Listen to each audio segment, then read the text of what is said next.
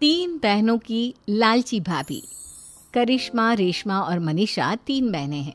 उनका एक भाई भी है, मयंक। मयंक अपनी बहनों को बहुत प्यार करता है, लेकिन मयंक की पत्नी सविता इस मामले में मयंक से बिल्कुल ही अलग है। वो अपनी ननदों का जितना बुरा कर सकती है उतना बुरा करती ही रहती है और अपनी ननदों पर हुक्म भी चलाती है। करिश्मा, करिश्मा, तुमने अभी तक नाश्ता नहीं बनाया? तुम्हारे भैया को ऑफिस जाने में देर हो रही है। हाँ भाभी, बस अभी बनाती हूँ। करिश्मा, तुम ये ढीलापन छोड़ दो। कल को पराये घर जाना है। वहाँ अगर तुम इस तरह से काम करोगी तो लोग क्या कहेंगे कि माँ ने और भाभी ने कुछ सिखाया नहीं। और तुम्हारी दोनों बहनें कहाँ हैं? अब रेशमा मार्केट गई है और मनीषा सो रही है। क्या? सुबह के 8 बज रहे हैं और ये महारानी अभी भी सो रही है? ये कहते हुए सविता अपनी सास दुर्गा देवी के पास जाती है। माँ जी, देख रही हो अपनी बेटियों के तौर तरीके? क्या हुआ बहू, सुबह सुबह क्या कर दिया मेरी बेटियों ने? अरे एक तो अभी अभी उठकर किचन में गई है, दूसरी सुबह सुबह बाहर चली गई और तीसरी अभी तक सो रही है। क्या करूं मैं इन तीनों का, मैं तो परेशान हो गई हूँ। जा जाकर उठा उसे और रेशमा से मैं बात करती हूँ। सविता सीधा मनीषा के कमरे में जाती है और उससे कहती है, महारानी जल्दी उठो, सूरज सर पर आ गया है। भाभी थोड़ी देर और सोने दो ना, मैं रात को लेट सोई थी। वो क्या ना, यूनिट टेस्ट चल रहे हैं। शराफत से उठती है या नहीं, या फिर पानी की भरी बाल्टी डालूं तेरे ऊपर? नहीं भाभी, मुझे बिस्तर में नहीं नहाना, उठती हूँ मैं। मनीषा जल्दी से उठकर बाथरूम में चली जाती है। सभी आराम से बैठकर नाश्ता कर रहे होते कि तभी रेशमा बाजार से हाथ में सामान लिए आ जाती है। रेशमा को देखते ही सविता उस पर बरस पड़ती है। लो, आ गई महारानी। ऐसा भी क्या सामान लाना था जो सुबह आंख मलते ही बाजार की तरफ रवाना हो गई? भाभी, कल आप ही तो चीख रही थी कि घर का सारा सामान मुझे ही लाना पड़ता है, घर में किसी को भी किसी काम से कोई लेना देना नहीं है। अब मैं बाजार जाकर सामान ले आई तो आपको इस बात से भी तकलीफ हो रही है? देख रही हो माँ जी, अपनी बेटी की जुबान कैंची से भी तेज चलती है। और मयंक, आप तो कुछ कहेंगे नहीं अपनी लाडली बहन को। रेशमा, अपनी भाभी से ऐसे बात नहीं करते। चलो माफी मांगो। भैया, मैं क्यों माफी मांगू? आप भाभी से बोलिए ना कि हम पर कम हुक्म चलाया करे। हम इस घर की बेटियां हैं और आपकी पत्नी की ननद है, नौकरानी नहीं। लो कर लो बात। इनकी भलाई के लिए कुछ भी बोलो तो इन्हें बुरा लग जाता है। इस घर में यही इज्जत है मेरी। देख लो माँ जी, आपकी बेटी किस लहजे में मुझसे बात कर रही है। सविता वहां से चली जाती है। मयंक को बहुत गुस्सा आता है, वो भी वहां से चला जाता है। फिर करिश्मा रेशमा को समझाती है, रेशमा, तुम्हें भाभी से माफी मांग लेनी चाहिए थी ना। लेकिन दीदी, मैंने कुछ किया ही नहीं, तो मैं माफी क्यों मांगू? हाँ करिश्मा दीदी, रेशमा दीदी जैसे ही घर में आई भाभी ही उन पर चिल्ला रही थी। हाँ, मैं मानती हूँ कि गलती भाभी की थी। मैं तो इसलिए बोल रही हूँ कि भाभी ने माँ को तो पूरी तरह अपने वश में कर लिया है। वो हमारी बात सुनती ही नहीं। मयंक भैया हमारे लिए हमेशा खड़े रहते हैं, इसलिए उनकी बात का मान तो तुम्हें रखना चाहिए था ना। कोई फायदा नहीं दीदी, कुछ दिनों की बात और है, भाभी उन्हें भी हमारे खिलाफ भड़का देंगी। फिर वो भी माँ की तरह हमारी किसी बात का विश्वास नहीं करेंगे। इसी तरह सविता अपनी तीनों ननदों को किसी न किसी बात पर परेशान करती रहती थी। एक दिन मयंक अपनी तीनों बहनों के लिए गिफ्ट लाया। क्या रेशमा, ये तुम्हारे लिए हार का सेट। रेशमा, तुम्हारे लिए सुंदर सी ड्रेस। और मनीषा, तुम्हें किताबें पसंद है ना, तुम्हारे लिए किताबें लाया हूँ। थैंक यू भैया। थैंक यू भैया। थैंक यू भैया। करिश्मा, तुम्हारा नेकलेस कितना सुंदर है, ये भैया कहाँ से ले आए होंगे? मैंने भैया को 3 दिन पहले फोन पर ये डिजाइन दिखाया था और आज भैया ये ले आए।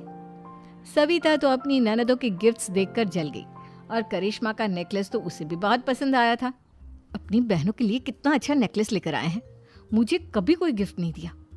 मैं आज ही ये हार चुरा लूंगी। रात में सविता करिश्मा का हार चुरा लेती है और इसी तरह उसे अपनी ननदों की जो भी चीज़ अच्छी लगती वो उसे मांगती नहीं, बल्कि रात के अंधेरे में चुरा लेती। इसी तरह दिन बीतते गए और सविता ने मयंक के दिल में भी उसकी बहनों के लिए नफरत पैदा कर दी। एक दिन मयंक ने करिश्मा और रेशमा के लिए रिश्ता देखा और ये बात उसने घर में सबको बताई। माँ, करिश्मा और रेशमा के लिए बहुत अच्छा रिश्ता आया है, वो लोग कल इन्हें देखने आ रहे हैं। आप और सविता मिलकर सारी तैयारी कर लेना। ये सुनकर करिश्मा और रेशमा खुश हो जाती हैं, लेकिन सविता सोचती है, अगर इन दोनों बहनों की शादी हो गई तो घर और बाहर का काम कौन करेगा? मनीषा तो एक नंबर की कामचोर है, उससे तो किसी बात की उम्मीद लगाना ही बेकार है। मुझे इस शादी को रोकना होगा। अगले दिन सभी लड़के वालों के स्वागत की तैयारी करने में लगे होते हैं। तभी मयंक अपनी बहनों से आकर कहता है, तैयार हो गई तुम दोनों? देखो दोनों लड़के बहुत अच्छे हैं, मैं कोई कसर नहीं छोड़ना चाहता, इसलिए तुम उनके सामने अच्छे से बिहेव करना और अपनी भाभी से लड़ने मत लग जाना। करिश्मा, तुम वो नेकलेस पहन लो ना जो मैं तुम्हारे लिए लाया था। भैया मैं बहुत देर से वो नेकलेस ढूंढ रही हूँ, लेकिन मुझे मिल ही नहीं रहा। क्या तुमने नेकलेस खो दिया? तुम्हें पता भी है वो कितना महंगा था? तुम कोई काम ढंग से नहीं कर सकती। मयंक गुस्से में वहां से चला जाता है। थोड़ी देर बाद लड़के वाले भी आ जाते हैं। वो दोनों बहनों को पसंद कर लेते हैं और रिश्ता पक्का हो जाता है। लेकिन सविता के दिमाग में तो कुछ और ही खिचड़ी पक रही थी। वो पंडित जी के पास करिश्मा की कुंडली लेकर जाती है और उन्हें पैसे देकर करिश्मा की कुंडली बदलवा देती है। जब लड़के वालों के पास करिश्मा की कुंडली जाती है तो वो दुर्गा को फोन करते हैं। बहन जी, हमने करिश्मा की कुंडली अपने पंडित जी को दिखाई थी। आपकी बेटी की कुंडली नहीं बल्कि दोषों का पिटारा है। देखिए, मैं और मेरे पति इन सब बातों में बहुत विश्वास करते हैं, इसलिए हम आपकी बेटी से अपने बेटे की शादी नहीं करा सकते। इस तरह करिश्मा का रिश्ता टूट जाता है और सभी घर वालों को बहुत दुख होता है। अब कविता सोचती है, चलो करिश्मा का तो रिश्ता टूट गया, अब रेशमा का भी रिश्ता तोड़ना है। क्या करूं? अब सविता आवाज बदलकर किसी अननोन नंबर से रेशमा के होने वाले ससुराल में फोन करती है। हेलो, मैं कौन हूँ कौन नहीं ये आपके लिए जानना जरूरी नहीं, बस इतना सुन लो कि रेशमा का 2 साल से किसी के साथ अफेयर चल रहा है। बस रेशमा का रिश्ता तोड़वाने के लिए सविता का इतना कहना काफी था। अब रेशमा का भी रिश्ता टूट गया। मयंक और दुर्गा देवी ने रेशमा को खूब खरी खोटी सुनाई और उससे बार बार उस लड़के के बारे में पूछने लगे। आप दोनों मुझे क्यों परेशान कर रहे हो?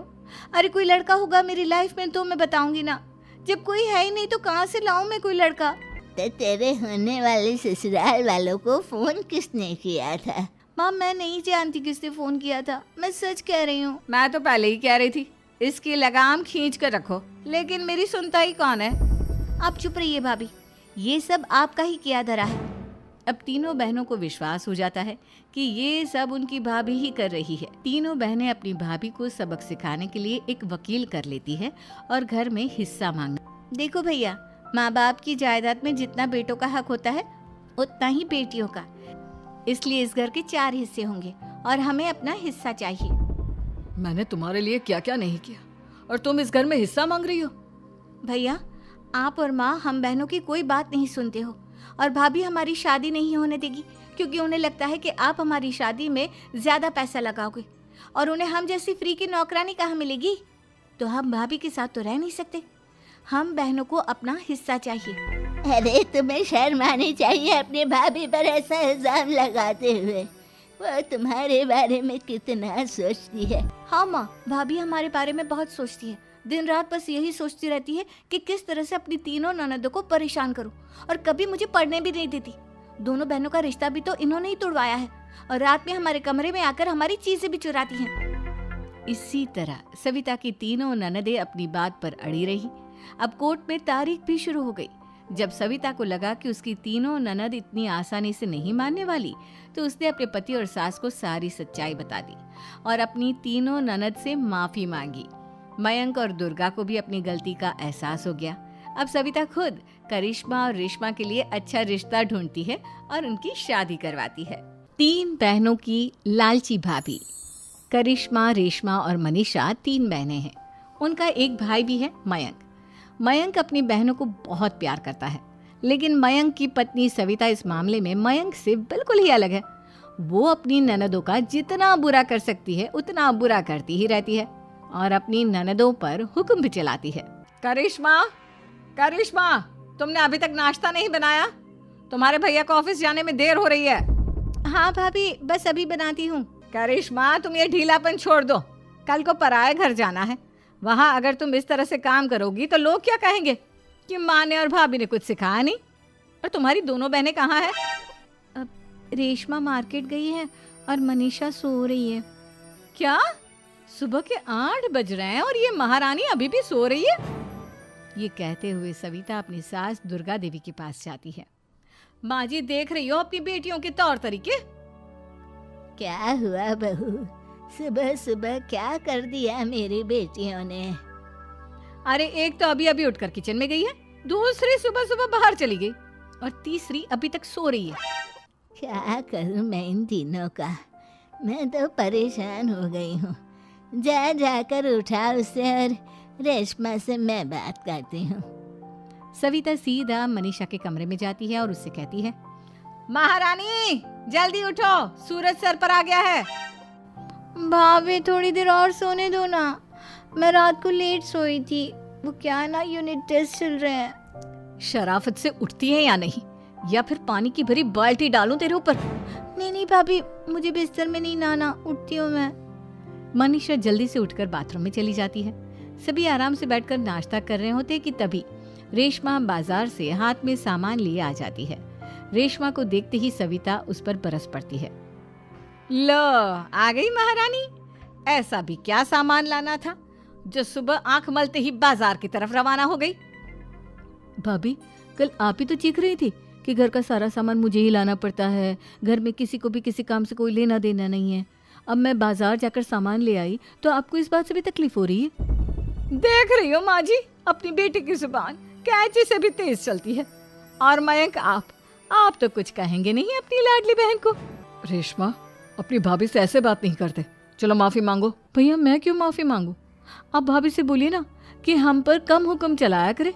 हम इस घर की बेटियां हैं और आपकी पत्नी की ननद है, नौकरानी नहीं। लो कर लो बात, इनकी भलाई के लिए कुछ भी बोलो तो इन्हें बुरा लग जाता है।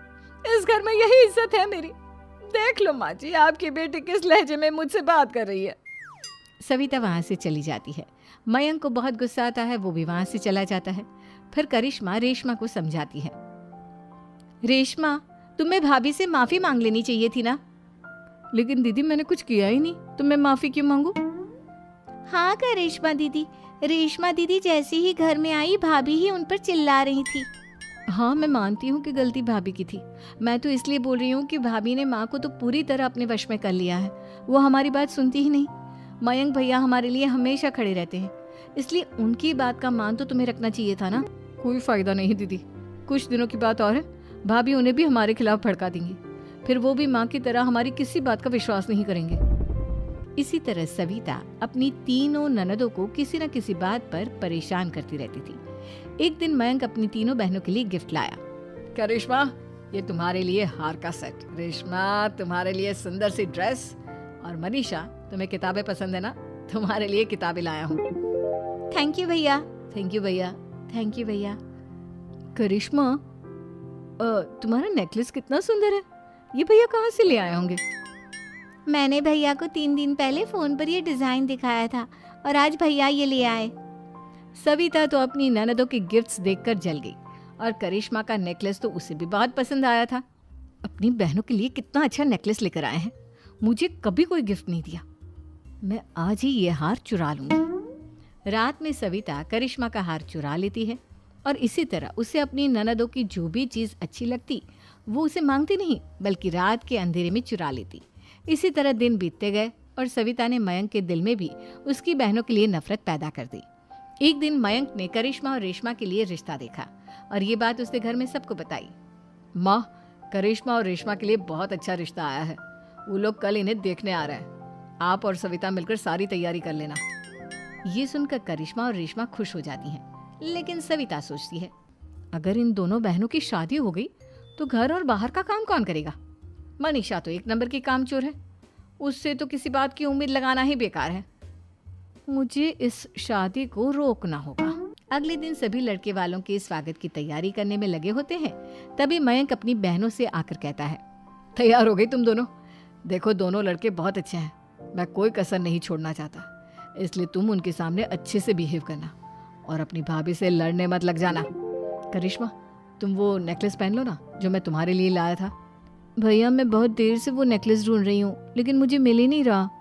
क्या तुमने नेकलेस खो दिया? तुम्हें पता भी है वो कितना महंगा था, तुम कोई काम ढंग से नहीं कर सकती। मयंक गुस्से में वहां से चला जाता है। थोड़ी देर बाद लड़के वाले भी आ जाते हैं। वो दोनों बहनों को पसंद कर लेते हैं और रिश्ता पक्का हो जाता है। लेकिन सविता के दिमाग में तो कुछ और ही खिचड़ी पक रही थी। वो पंडित जी के पास करिश्मा की कुंडली लेकर जाती है और उन्हें पैसे देकर करिश्मा की कुंडली बदलवा देती है। जब लड़के वालों के पास करिश्मा की कुंडली जाती है तो वो दुर्गा को फोन करते हैं। बहन जी, हमने करिश्मा की कुंडली अपने पंडित जी को दिखाई थी। आपकी बेटी की कुंडली नहीं बल्कि दोषों का पिटारा है। देखिए, मैं और मेरे पति इन सब बातों में बहुत विश्वास करते हैं, इसलिए हम आपकी बेटी से अपने बेटे की शादी नहीं करा सकते। इस तरह करिश्मा का रिश्ता टूट जाता है और सभी घर वालों को बहुत दुख होता है। अब कविता सोचती है, चलो करिश्मा का तो रिश्ता टूट गया, अब रेशमा का भी रिश्ता तोड़ना है। क्या करूं? अब सविता आवाज बदलकर किसी अननोन नंबर से रेशमा के होने वाले ससुराल में फोन करती है। हेलो, मैं कौन हूँ कौन नहीं ये आपके लिए जानना ज़रूरी नहीं। बस इतना सुन लो कि रेशमा का 2 साल से किसी के साथ अफेयर चल रहा है। बस रेशमा का रिश्ता तोड़वाने के लिए सविता का इतना कहना काफी था। अब रेशमा का भी रिश्ता टूट गया। मयंक और दुर्गा देवी ने रेशमा को खूब खरी खोटी सुनाई और उससे बार बार उस लड़के के बारे में पूछने लगी। आप दोनों मुझे क्यों परेशान कर रहे हो? अरे कोई लड़का होगा मेरी लाइफ में तो मैं बताऊंगी ना। जब कोई है ही नहीं तो कहाँ से लाऊं मैं कोई लड़का? तो तेरे होने वाले ससुराल वालों को फोन किसने किया था? माँ, मैं नहीं जानती किसने फोन किया था, मैं सच कह रही हूँ। मैं तो पहले ही कह रही थी इसकी लगाम खींच कर रखो, लेकिन मेरी सुनता ही कौन है।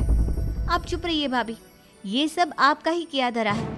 अब तीनों बहनों को विश्वास हो जाता है कि ये सब उनकी भाभी ही कर रही है। तीनों बहनें अपनी भाभी को सबक सिखाने के लिए एक वकील कर लेती है और घर में हिस्सा मांगना। देखो भैया, माँ बाप की जायदाद में जितना बेटों का हक होता है उतना ही बेटियों का, इसलिए इस घर के 4 हिस्से होंगे और हमें अपना हिस्सा चाहिए। मैंने तुम्हारे लिए क्या क्या नहीं किया और तुम इस घर में हिस्सा मांग रही हो? भैया, आप और माँ हम बहनों की कोई बात नहीं सुनते हो और भाभी हमारी शादी नहीं होने देगी क्योंकि उन्हें लगता है कि आप हमारी शादी में ज्यादा पैसा लगाओगे और उन्हें हम जैसी फ्री की नौकरानी कहाँ मिलेगी। तो हम भाभी के साथ तो रह नहीं सकते, हम बहनों को अपना हिस्सा चाहिए। अरे तुम्हें शर्म आनी चाहिए अपनी भाभी पर ऐसा इल्जाम लगाते हुए।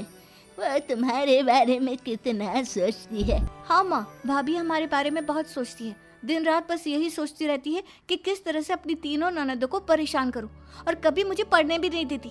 दोनों बहनों का रिश्ता भी तो इन्होंने ही तोड़वाया है और रात में हमारे कमरे में आकर हमारी चीजें भी चुराती हैं। इसी तरह सविता की तीनों ननदें अपनी बात पर अड़ी रही। अब कोर्ट में तारीख भी शुरू हो गई। जब सविता को लगा कि उसकी तीनों ननद इतनी आसानी से नहीं मानने वाली, तो उसने अपने पति और सास को सारी सच्चाई बता दी और अपनी तीनों ननद से माफी मांगी। मयंक और दुर्गा को भी अपनी गलती का एहसास हो गया। अब सविता खुद करिश्मा और रेशमा के लिए अच्छा रिश्ता ढूंढती है और उनकी शादी करवाती है। 3 बहनों की लालची भाभी। करिश्मा, रेशमा और मनीषा 3 बहनें हैं। उनका एक भाई भी है, मयंक। मयंक अपनी बहनों को बहुत प्यार करता है, लेकिन मयंक की पत्नी सविता इस मामले में मयंक से बिल्कुल ही अलग है। वो अपनी ननदों का जितना बुरा कर सकती है उतना बुरा करती ही रहती है और अपनी ननदों पर हुक्म भी चलाती है। करिश्मा, तुमने अभी तक नाश्ता नहीं बनाया? तुम्हारे भैया को ऑफिस जाने में देर हो रही है। हाँ भाभी, बस अभी बनाती हूँ। करिश्मा, तुम ये ढीलापन छोड़ दो। कल को पराये घर जाना है। वहाँ अगर तुम इस तरह से काम करोगी तो लोग क्या कहेंगे कि माँ ने और भाभी ने कुछ सिखाया नहीं। और तुम्हारी दोनों बहनें कहाँ है? अब रेशमा मार्केट गई है और मनीषा सो रही है। क्या? सुबह के 8 बज रहे हैं और ये महारानी अभी भी सो रही है? ये कहते हुए सविता अपनी सास दुर्गा देवी के पास जाती है। माँ जी, देख रही हो अपनी बेटियों के तौर तरीके? क्या हुआ बहू, सुबह सुबह क्या कर दिया मेरी बेटियों ने? अरे एक तो अभी अभी उठकर किचन में गई है, दूसरी सुबह सुबह बाहर चली गई और तीसरी अभी तक सो रही है। क्या करूं मैं इन तीनों का, मैं तो परेशान हो गई हूँ। जा जाकर उठा उसे और रेशमा से मैं बात करती हूँ। सविता सीधा मनीषा के कमरे में जाती है और उससे कहती है, महारानी जल्दी उठो, सूरज सर पर आ गया है। भाभी थोड़ी देर और सोने दो ना, मैं रात को लेट सोई थी, वो क्या ना यूनिट टेस्ट चल रहे हैं। शराफत से उठती है या नहीं, या फिर पानी की भरी बाल्टी डालूं तेरे ऊपर? नहीं भाभी, मुझे बिस्तर में नहीं नहाना, उठती हूँ मैं। मनीषा जल्दी से उठकर बाथरूम में चली जाती है। सभी आराम से बैठकर नाश्ता कर रहे होते कि तभी रेशमा बाजार से हाथ में सामान लिए आ जाती है। रेशमा को देखते ही सविता उस पर बरस पड़ती है। लो, आ गई महारानी। ऐसा भी क्या सामान लाना था जो सुबह आंख मलते ही बाजार की तरफ रवाना हो गई? भाभी, कल आप ही तो चीख रही थी कि घर का सारा सामान मुझे ही लाना पड़ता है, घर में किसी को भी किसी काम से कोई लेना देना नहीं है। अब मैं बाजार जाकर सामान ले आई तो आपको इस बात से भी तकलीफ हो रही है? देख रही हो माँ जी, अपनी बेटी की जुबान कैंची से भी तेज चलती है। और मयंक, आप तो कुछ कहेंगे नहीं अपनी लाडली बहन को। रेशमा, अपनी भाभी से ऐसे बात नहीं करते। चलो माफी मांगो। भैया, मैं क्यों माफी मांगू? आप भाभी से बोलिए ना कि हम पर कम हुक्म चलाया करे। हम इस घर की बेटियां हैं और आपकी पत्नी की ननद है, नौकरानी नहीं। लो, कर लो बात। इनकी भलाई के लिए कुछ भी बोलो तो इन्हें बुरा लग जाता है। इस घर में यही इज्जत है मेरी। देख लो माँ जी, आपकी बेटी किस लहजे में मुझसे बात कर रही है। सविता वहां से चली जाती है। मयंक को बहुत गुस्सा आता है, वो भी वहां से चला जाता है। फिर करिश्मा रेशमा को समझाती है। रेशमा, तुम्हें भाभी से माफी मांग लेनी चाहिए थी ना। लेकिन दीदी, मैंने कुछ किया ही नहीं, तो मैं माफी क्यों मांगू? हाँ करिश्मा दीदी, रेशमा दीदी जैसे ही घर में आई भाभी ही उन पर चिल्ला रही थी। हाँ, मैं मानती हूँ कि गलती भाभी की थी। मैं तो इसलिए बोल रही हूँ कि भाभी ने माँ को तो पूरी तरह अपने वश में कर लिया है। वो हमारी बात सुनती ही नहीं। मयंक भैया हमारे लिए हमेशा खड़े रहते हैं, इसलिए उनकी बात का मान तो तुम्हें रखना चाहिए था ना। कोई फायदा नहीं दीदी, कुछ दिनों की बात और है, भाभी उन्हें भी हमारे खिलाफ भड़का देंगी।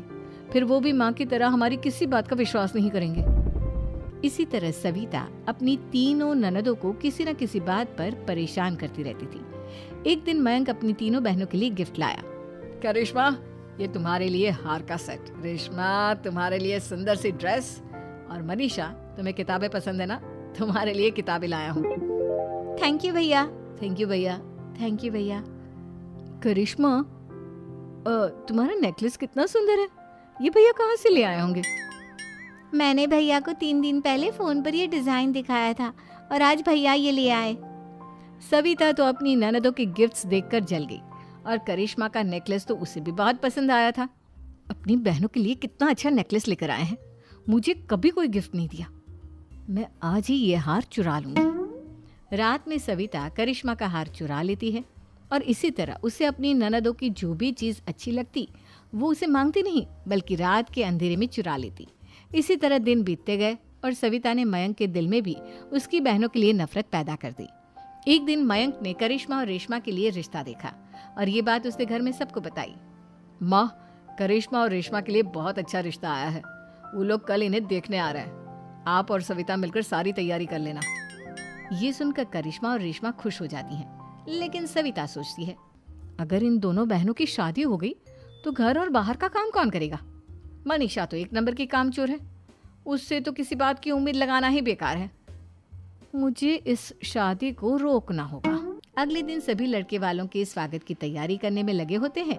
तभी मयंक अपनी बहनों से आकर कहता है, तैयार हो गई तुम दोनों? देखो, दोनों लड़के बहुत अच्छे हैं, मैं कोई कसर नहीं छोड़ना चाहता, इसलिए तुम उनके सामने अच्छे से बिहेव करना और अपनी भाभी से लड़ने मत लग जाना। करिश्मा, तुम वो नेकलेस पहन लो ना जो मैं तुम्हारे लिए लाया था। भैया, मैं बहुत देर से वो नेकलेस ढूंढ रही हूँ, लेकिन मुझे मिल ही नहीं रहा। क्या, तुमने नेकलेस खो दिया? तुम्हें पता भी है वो कितना महंगा था। तुम कोई काम ढंग से नहीं कर सकती। मयंक गुस्से में वहां से चला जाता है। थोड़ी देर बाद लड़के वाले भी आ जाते हैं। वो दोनों बहनों को पसंद कर लेते हैं और रिश्ता पक्का हो जाता है। लेकिन सविता के दिमाग में तो कुछ और ही खिचड़ी पक रही थी। वो पंडित जी के पास करिश्मा की कुंडली लेकर जाती है और उन्हें पैसे देकर करिश्मा की कुंडली बदलवा देती है। जब लड़के वालों के पास करिश्मा की कुंडली जाती है तो वो दुर्गा को फोन करते हैं। बहन जी, हमने करिश्मा की कुंडली अपने पंडित जी को दिखाई थी। आपकी बेटी की कुंडली नहीं बल्कि दोषों का पिटारा है। देखिए, मैं और मेरे पति इन सब बातों में बहुत विश्वास करते हैं, इसलिए हम आपकी बेटी से अपने बेटे की शादी नहीं करा सकते। इस तरह करिश्मा का रिश्ता टूट जाता है और सभी घर वालों को बहुत दुख होता है। अब कविता सोचती है, चलो, करिश्मा का तो रिश्ता टूट गया, अब रेशमा का भी रिश्ता तोड़ना है। क्या करूं क्या करूं? अब सविता आवाज बदलकर किसी अननोन नंबर से रेशमा के होने वाले ससुराल में फोन करती है। हेलो, मैं कौन हूँ कौन नहीं ये आपके लिए जानना ज़रूरी नहीं। बस इतना सुन लो कि रेशमा का 2 साल से किसी के साथ अफेयर चल रहा है। बस रेशमा का रिश्ता तोड़वाने के लिए सविता का इतना कहना काफी था। अब रेशमा का भी रिश्ता टूट गया। मयंक और दुर्गा देवी ने रेशमा को खूब खरी खोटी सुनाई और उससे बार बार उस लड़के के बारे में पूछने लगी। आप दोनों मुझे क्यों परेशान कर रहे हो? अरे कोई लड़का होगा मेरी लाइफ में तो मैं बताऊंगी ना। जब कोई है ही नहीं तो कहाँ से लाऊं मैं कोई लड़का? तो तेरे होने वाले ससुराल वालों को फोन किसने किया था? माँ, मैं नहीं जानती किसने फोन किया था, मैं सच कह रही हूँ। मैं तो पहले ही कह रही थी इसकी लगाम खींच कर रखो, लेकिन मेरी सुनता ही कौन है। आप चुप रहिए भाभी, ये सब आपका ही किया धरा है। अब तीनों बहनों को विश्वास हो जाता है कि ये सब उनकी भाभी ही कर रही है। तीनों बहनें अपनी भाभी को सबक सिखाने के लिए एक वकील कर लेती है और घर में हिस्सा मांगना। देखो भैया, माँ बाप की जायदाद में जितना बेटों का हक होता है उतना ही बेटियों का, इसलिए इस घर के 4 हिस्से होंगे और हमें अपना हिस्सा चाहिए। मैंने तुम्हारे लिए क्या क्या नहीं किया और तुम इस घर में हिस्सा मांग रही हो? भैया, आप और माँ हम बहनों की कोई बात नहीं सुनते हो और भाभी हमारी शादी नहीं होने देगी क्योंकि उन्हें लगता है कि आप हमारी शादी में ज्यादा पैसा लगाओगे और उन्हें हम जैसी फ्री की नौकरानी कहाँ मिलेगी। तो हम भाभी के साथ तो रह नहीं सकते, हम बहनों को अपना हिस्सा चाहिए। अरे तुम्हें शर्म आनी चाहिए अपनी भाभी पर ऐसा इल्जाम लगाते हुए। वो तुम्हारे बारे में कितना सोचती है। हाँ माँ, भाभी हमारे बारे में बहुत सोचती है। दिन रात बस यही सोचती रहती है कि किस तरह से अपनी तीनों ननदों को परेशान करूं और कभी मुझे पढ़ने भी नहीं देती। दोनों बहनों का रिश्ता भी तो इन्होंने ही तोड़वाया है और रात में हमारे कमरे में आकर हमारी चीजें भी चुराती हैं। इसी तरह सविता की तीनों ननदें अपनी बात पर अड़ी रही। अब कोर्ट में तारीख भी शुरू हो गई। जब सविता को लगा कि उसकी तीनों ननद इतनी आसानी से नहीं मानने वाली, तो उसने अपने पति और सास को सारी सच्चाई बता दी और अपनी तीनों ननद से माफी मांगी। मयंक और दुर्गा को भी अपनी गलती का एहसास हो गया। अब सविता खुद करिश्मा और रेशमा के लिए अच्छा रिश्ता ढूंढती है और उनकी शादी करवाती है। 3 बहनों की लालची भाभी। करिश्मा, रेशमा और मनीषा 3 बहनें हैं। उनका एक भाई भी है, मयंक। मयंक अपनी बहनों को बहुत प्यार करता है, लेकिन मयंक की पत्नी सविता इस मामले में मयंक से बिल्कुल ही अलग है। वो अपनी ननदों का जितना बुरा कर सकती है उतना बुरा करती ही रहती है और अपनी ननदों पर हुक्म भी चलाती है। करिश्मा, करिश्मा, तुमने अभी तक नाश्ता नहीं बनाया? तुम्हारे भैया को ऑफिस जाने में देर हो रही है। हाँ भाभी, बस अभी बनाती हूँ। करिश्मा, तुम ये ढीलापन छोड़ दो। कल को पराये घर जाना है। वहाँ अगर तुम इस तरह से काम करोगी तो लोग क्या कहेंगे कि माँ ने और भाभी ने कुछ सिखाया नहीं। और तुम्हारी दोनों बहनें कहाँ है? रेशमा मार्केट गई है और मनीषा सो रही है। क्या? सुबह के 8 बज रहे हैं और ये महारानी अभी भी सो रही है? ये कहते हुए सविता अपनी सास दुर्गा देवी के पास जाती है। माँ जी, देख रही हो अपनी बेटियों के तौर तरीके? क्या हुआ बहू, सुबह सुबह क्या कर दिया मेरी बेटियों ने? अरे एक तो अभी अभी उठकर किचन में गई है, दूसरी सुबह सुबह बाहर चली गई और तीसरी अभी तक सो रही है। क्या करूं मैं इन तीनों का, मैं तो परेशान हो गई हूँ। जा जाकर उठा उसे और रेशमा से मैं बात करती हूँ। सविता सीधा मनीषा के कमरे में जाती है और उससे कहती है, महारानी जल्दी उठो, सूरज सर पर आ गया है। भाभी थोड़ी देर और सोने दो ना, मैं रात को लेट सोई थी। वो क्या ना यूनिट टेस्ट चल रहे हैं। शराफत से उठती है या नहीं, या फिर पानी की भरी बाल्टी डालूं तेरे ऊपर? नहीं भाभी, मुझे बिस्तर में नहीं नहाना, उठती हूँ मैं। मनीषा जल्दी से उठकर बाथरूम में चली जाती है। सभी आराम से बैठकर नाश्ता कर रहे होते कि तभी रेशमा बाजार से हाथ में सामान लिए आ जाती है। रेशमा को देखते ही सविता उस पर बरस पड़ती है। लो, आ गई महारानी। ऐसा भी क्या सामान लाना था जो सुबह आंख मलते ही बाजार की तरफ रवाना हो गई? भाभी, कल आप ही तो चीख रही थी कि घर का सारा सामान मुझे ही लाना पड़ता है, घर में किसी को भी किसी काम से कोई लेना देना नहीं है। अब मैं बाजार जाकर सामान ले आई तो आपको इस बात से भी तकलीफ हो रही है?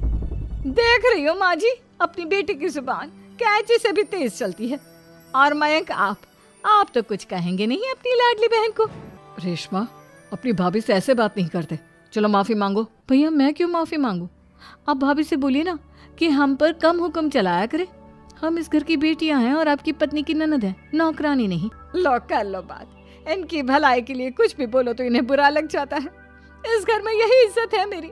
देख लो माँ जी, आपकी बेटी किस लहजे में मुझसे बात कर रही है। सविता वहां से चली जाती है। मयंक को बहुत गुस्सा आता है, वो भी वहां से चला जाता है। फिर करिश्मा रेशमा को समझाती है, रेशमा तुम्हें भाभी से माफी मांग लेनी चाहिए थी ना। लेकिन दीदी मैंने कुछ किया ही नहीं, तो मैं माफी क्यों मांगू? हाँ करिश्मा दीदी, रेशमा दीदी जैसे ही घर में आई भाभी ही उन पर चिल्ला रही थी। हाँ मैं मानती हूँ कि गलती भाभी की थी। मैं तो इसलिए बोल रही हूँ कि भाभी ने माँ को तो पूरी तरह अपने वश में कर लिया है। वो हमारी बात सुनती ही नहीं। मयंक भैया हमारे लिए हमेशा खड़े रहते हैं, इसलिए उनकी बात का मान तो तुम्हें रखना चाहिए था ना। कोई फायदा नहीं दीदी, कुछ दिनों की बात और है, भाभी उन्हें भी हमारे खिलाफ भड़का देंगी। फिर वो भी माँ की तरह हमारी किसी बात का विश्वास नहीं करेंगे। इसी तरह सविता अपनी तीनों ननदों को किसी न किसी बात पर परेशान करती रहती थी। एक दिन मयंक अपनी तीनों बहनों के लिए गिफ्ट लाया। क्या रेशमा, ये तुम्हारे लिए हार का सेट, रेशमा तुम्हारे लिए सुंदर सी ड्रेस, और मनीषा तुम्हें किताबें पसंद है ना, तुम्हारे लिए किताबें लाया हूँ। थैंक यू भैया। थैंक यू भैया। थैंक यू भैया। करिश्मा, तुम्हारा नेकलेस कितना सुंदर है, ये भैया कहाँ से ले आए होंगे? मैंने भैया को 3 दिन पहले फोन पर ये डिजाइन दिखाया था और आज भैया ये ले आए। सविता तो अपनी ननदों के गिफ्ट्स देखकर जल गई, और करिश्मा का नेकलेस तो उसे भी बहुत पसंद आया था। अपनी बहनों के लिए कितना अच्छा नेकलेस लेकर आए हैं, मुझे कभी कोई गिफ्ट नहीं दिया। मैं आज ही ये हार चुरा लूंगी। रात में सविता करिश्मा का हार चुरा लेती है, और इसी तरह उसे अपनी ननदों की जो भी चीज़ अच्छी लगती वो उसे मांगती नहीं, बल्कि रात के अंधेरे में चुरा लेती। इसी तरह दिन बीतते गए, और सविता ने मयंक के दिल में भी उसकी बहनों के लिए नफरत पैदा कर दी। एक दिन मयंक ने करिश्मा और रेशमा के लिए रिश्ता देखा, और ये बात उसने घर में सबको बताई। माँ, करिश्मा और रेशमा के लिए बहुत अच्छा रिश्ता आया है, वो लोग कल इन्हें देखने आ रहे हैं। आप और सविता मिलकर सारी तैयारी कर लेना। ये सुनकर करिश्मा और रेशमा खुश हो जाती हैं, लेकिन सविता सोचती है, अगर इन दोनों बहनों की शादी हो गई तो घर और बाहर का काम कौन करेगा? मनीषा तो एक नंबर की कामचोर है, उससे तो किसी बात की उम्मीद लगाना ही बेकार है। मुझे इस शादी को रोकना होगा। अगले दिन सभी लड़के वालों के स्वागत की तैयारी करने में लगे होते हैं। तभी मयंक अपनी बहनों से आकर कहता है, तैयार हो गई तुम दोनों? देखो दोनों लड़के बहुत अच्छे हैं, मैं कोई कसर नहीं छोड़ना चाहता, इसलिए तुम उनके सामने अच्छे से बिहेव करना और अपनी भाभी से लड़ने मत लग जाना। करिश्मा, तुम वो नेकलेस पहन लो ना जो मैं तुम्हारे लिए लाया था। भैया मैं बहुत देर से वो नेकलेस ढूंढ रही हूँ, लेकिन मुझे मिल ही नहीं रहा। क्या तुमने नेकलेस खो दिया? तुम्हें पता भी है वो कितना महंगा था, तुम कोई काम ढंग से नहीं कर सकती। मयंक गुस्से में वहां से चला जाता है। थोड़ी देर बाद लड़के वाले भी आ जाते हैं। वो दोनों बहनों को पसंद कर लेते हैं और रिश्ता पक्का हो जाता है। लेकिन सविता के दिमाग में तो कुछ और ही खिचड़ी पक रही थी। वो पंडित जी के पास करिश्मा की कुंडली लेकर जाती है और उन्हें पैसे देकर करिश्मा की कुंडली बदलवा देती है। जब लड़के वालों के पास करिश्मा की कुंडली जाती है तो वो दुर्गा को फोन करते हैं। बहन जी, हमने करिश्मा की कुंडली अपने पंडित जी को दिखाई थी। आपकी बेटी की कुंडली नहीं बल्कि दोषों का पिटारा है। देखिए, मैं और मेरे पति इन सब बातों में बहुत विश्वास करते हैं, इसलिए हम आपकी बेटी से अपने बेटे की शादी नहीं करा सकते। इस तरह करिश्मा का रिश्ता टूट जाता है और सभी घर वालों को बहुत दुख होता है। अब कविता सोचती है, चलो करिश्मा का तो रिश्ता टूट गया, अब रेशमा का भी रिश्ता तोड़ना है। क्या करूं? अब सविता आवाज बदलकर किसी अननोन नंबर से रेशमा के होने वाले ससुराल में फोन करती है। हेलो, मैं कौन हूँ कौन नहीं ये आपके लिए जानना जरूरी नहीं, बस इतना सुन लो कि रेशमा का 2 साल से किसी के साथ अफेयर चल रहा है। बस रेशमा का रिश्ता तोड़वाने के लिए सविता का इतना कहना काफी था। अब रेशमा का भी रिश्ता टूट गया। मयंक और दुर्गा देवी ने रेशमा को खूब खरी खोटी सुनाई और उससे बार बार उस लड़के के बारे में पूछने लगे। आप दोनों मुझे क्यों परेशान कर रहे हो? अरे कोई लड़का होगा मेरी लाइफ में तो मैं बताऊंगी ना, जब कोई है ही नहीं तो कहाँ से लाऊं मैं कोई लड़का? तो तेरे होने वाले ससुराल वालों को फोन किसने किया था? माँ मैं नहीं जानती किसने फोन किया था, मैं सच कह रही हूँ। मैं तो पहले ही कह रही थी इसकी लगाम खींच कर रखो, लेकिन मेरी सुनता ही कौन है। आप चुप रहिए भाभी, ये सब आपका ही किया धरा है। अब तीनों बहनों को विश्वास हो जाता है कि ये सब उनकी भाभी ही कर रही है। तीनों बहनें अपनी भाभी को सबक सिखाने के लिए एक वकील कर लेती है और घर में हिस्सा मांगना। देखो भैया, माँ बाप की जायदाद में जितना बेटों का हक होता है उतना ही बेटियों का, इसलिए इस घर के 4 हिस्से होंगे और हमें अपना हिस्सा चाहिए। मैंने तुम्हारे लिए क्या क्या नहीं किया और तुम इस घर में हिस्सा मांग रही हो? भैया, आप और माँ हम बहनों की कोई बात नहीं सुनते हो और भाभी हमारी शादी नहीं होने देगी क्योंकि उन्हें लगता है कि आप हमारी शादी में ज्यादा पैसा लगाओगे और उन्हें हम जैसी फ्री की नौकरानी कहाँ मिलेगी। तो हम भाभी के साथ तो रह नहीं सकते, हम बहनों को अपना हिस्सा चाहिए। अरे तुम्हें शर्म आनी चाहिए अपनी भाभी पर ऐसा इल्जाम लगाते हुए। वो तुम्हारे बारे में कितना सोचती है। हाँ माँ, भाभी हमारे बारे में बहुत सोचती है, दिन रात बस यही सोचती रहती है कि किस तरह से अपनी तीनों ननदों को परेशान करूं और कभी मुझे पढ़ने भी नहीं देती। दोनों बहनों का रिश्ता भी तो इन्होंने ही तोड़वाया है और रात में हमारे कमरे में आकर हमारी चीजें भी चुराती हैं। इसी तरह सविता की तीनों ननदें अपनी बात पर अड़ी रही। अब कोर्ट में तारीख भी शुरू हो गई। जब सविता को लगा कि उसकी तीनों ननद इतनी आसानी से नहीं मानने वाली, तो उसने अपने पति और सास को सारी सच्चाई बता दी और अपनी तीनों ननद से माफी मांगी। मयंक और दुर्गा को भी अपनी गलती का एहसास हो गया। अब सविता खुद करिश्मा और रेशमा के लिए अच्छा रिश्ता ढूंढती है और उनकी शादी करवाती है।